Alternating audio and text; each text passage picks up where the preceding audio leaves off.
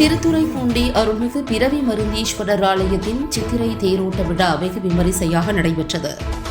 திருவாரூர் மாவட்டம் திருத்துறைப்பூண்டியில் அமைந்துள்ள அருள்மிகு பெரியநாயகி உடனுரை அருள்மிகு பிறவி மருந்தீஸ்வரர் ஆலயம் 1000 ஆண்டுகளுக்கு மேல் பழமையானதும் அஸ்வினி நட்சத்திர பரிகார ஸ்தலமும் ஆகும். பிரம்மாவின் பிணியை நீக்கியதால் சிவன் பிறவி மருந்தீஸ்வரர் என அழைக்கப்படுகின்றார். இவ்வாலயத்தின் தல விருட்சமான வில்வ மரத்தின் இலையை அரைத்து உடலில் பூசினால் அனைத்து பிணிகளும் நீங்கும் என்பது ஐதீகம்.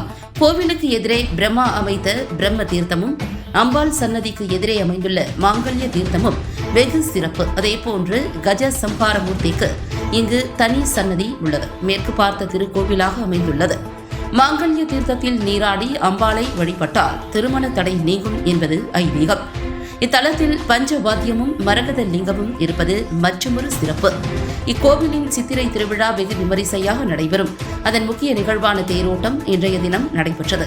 சுவாமி திருத்தேரில் தியாகராஜராக எழுந்தருளினார். செங்கமல தாயார் அறக்கட்டளையின் தாளாளர் திவாகரன், கோவில் செயல் அலுவலர் முருகையன், உதவி ஆணையர் வீரபாண்டியன், திருத்துறைப்பூண்டி தாலுகா லாரி ஓட்டுநர் உரிமையாளர் சங்க தலைவர் ஆறுமுகம் மற்றும் அதன் நிர்வாகிகள் உள்ளிட்டோர் வடம்பிடித்து தேரோட்டத்தை துவக்கி வைத்தனர். இதில் ஏராளமான பக்தர்கள் கலந்து கொண்டு தீர்த்து விடுங்கள் தியாகேசா என கோஷத்துடன் தேரை வடம்பிடித்து இழுத்தனர்.